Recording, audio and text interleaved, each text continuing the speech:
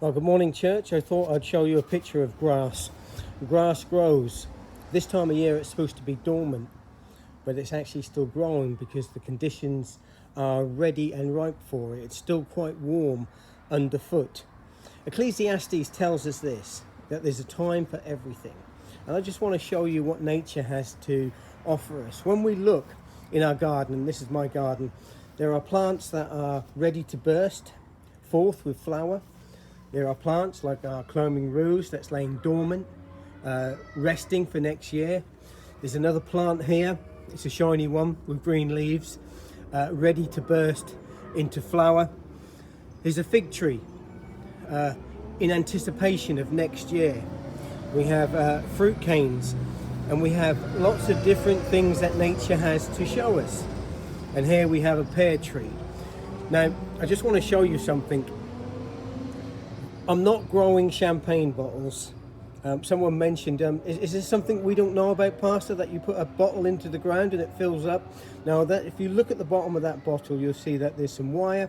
That wire goes up to that limb of the tree, and that is being bent down because as it folds down, it will produce more fruit.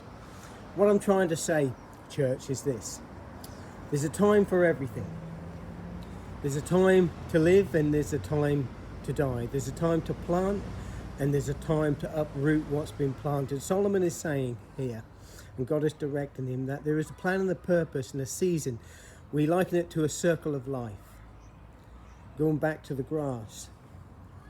It's the same colour, but it actually grows, and we need to care for it and look after it so it gets wild and out of condition.